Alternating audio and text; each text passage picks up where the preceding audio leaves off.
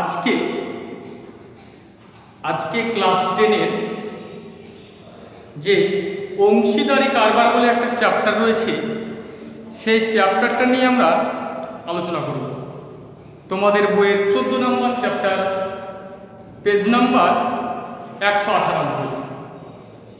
অংশীদারি কারবার নিয়ে আলোচনা করতে গিয়ে প্রথমেই যে বিষয়টি সম্পর্কে অবগত হতে হবে সেটা হচ্ছে অংশীদারি কারবার বিষয়টি কি। অংশীদারি কারবার বলতে বোঝায় যে একটা কারবার মানে ব্যবসা। একটা ব্যবসায় যদি একের বেশি মালিক থাকে, অর্থাৎ 2 বা 3 জন অথবা 4 জন এইরকম যদি কোনো ব্যবসায় মালিক থাকে, তাহলে সেই ব্যবসাটাকে বলবো আমরা অংশীদারি ব্যবসা বা অংশীদারি কারবার। অংশীদারি কারবার 2 ধরনের হয়। একটা হচ্ছে সরল অংশীদারি কারবার, সরল অংশীদারি কারবার, সরল অংশীদারি, আর একটা হচ্ছে মিশ্র অংশীদারি। সরল অংশীদারি কারবার কি? সরল অংশীদারি কারবার বলছে যে অংশীদারি ব্যবসায় যতজন মালিক থাকবে, একটা অংশীদারি কারবার যে কারবারে 3 জন মালিক আছে, সেই 3 জন মালিক আপন আপন কিছু পরিমাণ ওই ব্যবসাতে প্রথমে ইনভেস্ট করবে, অর্থাৎ মূলধন নিয়োজিত করবে। প্রত্যেকের মূলধন যদি একই সময়ের জন্য নিয়োজিত থাকে, তাহলে সেই ব্যবসাটাকে বলবো আমরা সরল অংশীদারি কারবার। আর মিশ্র অংশীদারি কারবার কি? যদি কোনো অংশীদারি কারবারে অংশীদারগণের মূলধন ভিন্ন ভিন্ন সময়ের জন্য যদি নিয়োজিত হয়, তাহলে সেই ধরনের অংশীদারি কারবারকে বলা হয় মিশ্র অংশীদারি কারবার।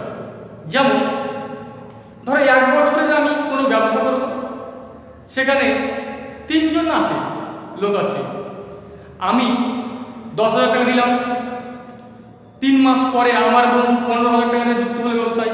তারও 3 মাস পরে অপর এক বন্ধু কি করলো, 20,000 টাকা দিয়ে যুক্ত হলো। যে বছরের শেষে কিছু পরিমাণ একটা লাভ হলো।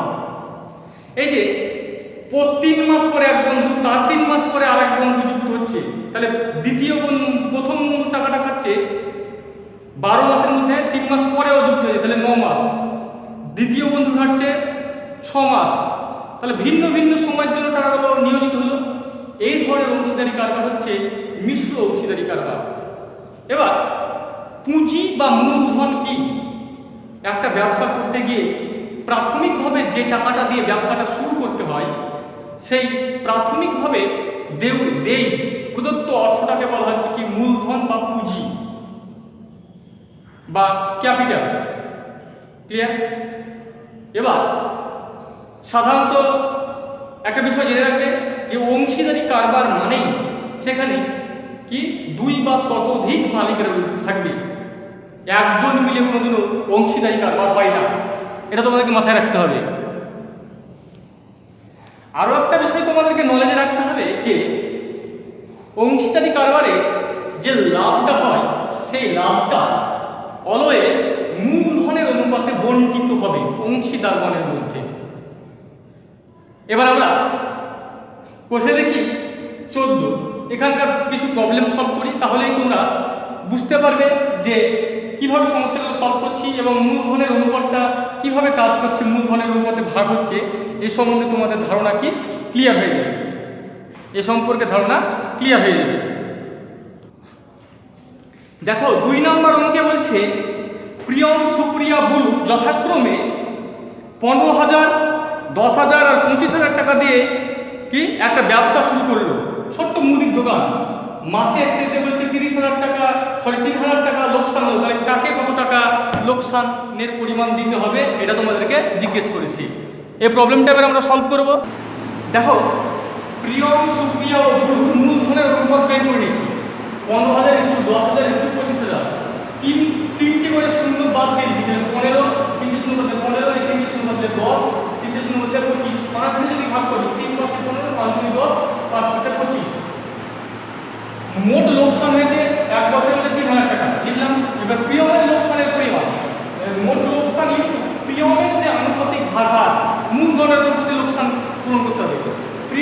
আনুপাতিক ভাগার হচ্ছে 3 বাই এটিতে যোগ করতে 3 বাই 3 এর 5 আর 5 এর যোগ করলে 10 একটা সংখ্যা পিছনে বেড়ে গেল তাহলে 3 দিনে 9 900 টাকা প্রিয়মের লোকসান বেরিয়ে আসলো 900 টাকা তাহলে একই রকম ভাবে সুপ্রিয়া ও গুরুর মূলধনের অনুপাত তোমরা লভ্যাংশের লোকসানের অনুপাত ও মানটা তোমরা বের করবে ওদের লোকসানের মানটা তোমরা বের করবে।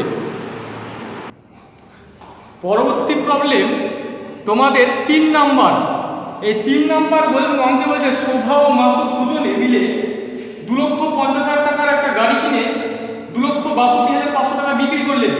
গাড়িটি কেনার সময় শোভা মাসুদের 1.5 গুণ টাকা দিয়ে থাকলে কে কত টাকা লভ্যাংশ পাবেন তা হিসেব করি। তাহলে গাড়ি ক্রয় মূল্য 2,50,000 বিক্রয় মূল্য 2,62,500 টাকা তাহলে বিক্রয় মূল্য থেকে যদি ক্রয় মূল্য বাদ দিই তাহলে কি পাবো লাভ পাবো তাহলে বিক্রয় মূল্য থেকে ক্রয় মূল্য বাদ দিলাম লাভ পেলাম 12,500 টাকা। এবার বলছে যে মাসুদ যে পরিমাণ মূলধন দিয়েছে শোভা তার 1.5 গুণ দিয়েছে তাই আমি ধরে নিলাম মাসুদ গাড়ি কিনতে টাকা দিয়েছে কত x টাকা তাহলে শোভা দেবে কত x গুণ 1/2 সমান 2 কে 2 প্লাস 1 তাহলে 3/2 তাহলে 3x/2 এই টাকাটা দিয়েছে কে শোভা। তাহলে মাসুদ ও শোভার মূলধনের অনুপাত কি x 3x/2 x x বাদ তাহলে 1:3/2 এবার উভয় পদকে যদি 2 দিয়ে গুণ করলে 2 কে 2 আর এটাকে 2 দিয়ে গুণ করলে 2 2 কেটে যাবে থাকলো 3। মাসুদের লভ্যাংশের পরিমাণ এবার মোট লাভ 12,500 গিয়েছে তাহলে মোট লাভকে যদি মাসুদের মূলধনের আনুপাতিক ভাগাকারে যদি গুণ করি তাহলে মাসুদের লভ্যাংশ পাবো। তাহলে মাসুদের মূলধনের অনুপাত কি আনুপাতিক ভাগাকার 2/2 আর 3 যোগ করলে 5 5 দিয়ে 12,500 কাটলে 2500 দুগুণী 5,000 তাহলে মাসুদের লভ্যাংশ হচ্ছে 5,000। তোমরা শোভার লভ্যাংশ কত হবে এটা নিজেরা বের করবে। পরবর্তী প্রবলেম 5 নাম্বার বলছে দীপু রাবেয়া ও মেঘা যথাক্রমে 6,500 টাকা 5,200 টাকা ও 9,100 টাকা মূলধন দিয়ে একটি ছোট্ট ব্যবসা শুরু করলো। ঠিক 1 বছর পরে 14,400 টাকা লাভ হলো। ওই লাভের 2/3 অংশ তারা সমানভাবে এবং বাকি অংশ মূলধনের মধ্যে ভাগ করে নিয়ে কে কত টাকা লভ্যাংশ পাবে। তাহলে আমি দীপু রাবেয়া ও মেঘার মূলধনের অনুপাত বের করলাম। দেখো দুটো করে শূন্য বাদ দিলে এখানে 65:52:91 13 কে যদি ভাগ করি 5 × 65 4 × 52 7 × 91। এবারে 1 বছরে মোট লাভ 14,400 টাকা লেখা হলো। এটা 14,400 টাকার মধ্যে 14,400 টাকা 2/3 অংশ সমান কত বের করে নিলাম। 2/3 অংশ এটা 3 দিয়ে 14,400 টাকা লিখলে 4,800 4,800 2 দিয়ে গুণ করলে 9,600 টাকা হলো। এবার 9,600 টাকা তিন জনের মধ্যে সমান ভাগে বলেছে যে 14,400 টাকা 2/3 অংশকে তিন জনের মধ্যে সমানভাবে ভাগ করতে হবে বলেছে। তাহলে সমানভাবে ভাগ করলে 3 দিয়ে ভাগ করলাম, ভাগ করলে কত হচ্ছে 3200 টাকা করে প্রত্যেকে পাচ্ছে সমানভাবে। এবার 14,400 টাকার মধ্যে 9,600 টাকাকে আমি সমান ভাগে ভাগ করলাম, বাকি টাকাটা মূলধনের অনুপাতে ভাগ করব। তাহলে বাকি টাকার পরিমাণ কত?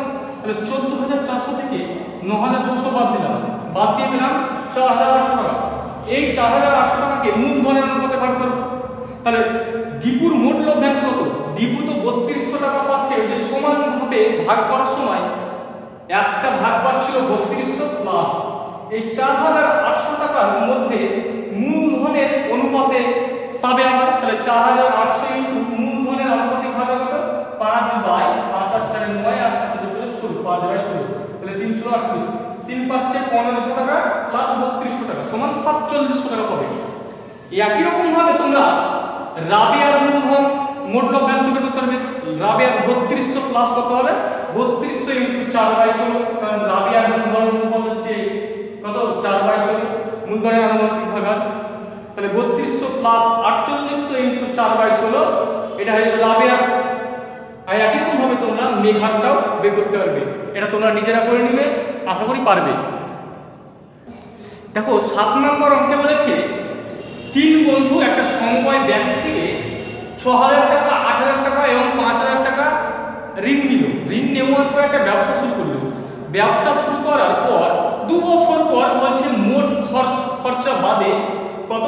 30,400 টাকা লাভ হলো। এই 30,400 টাকা থেকে তারা কি মূলধনের অনুপাতে তাদের লভ্যাংশ ভাগ করে নেবে।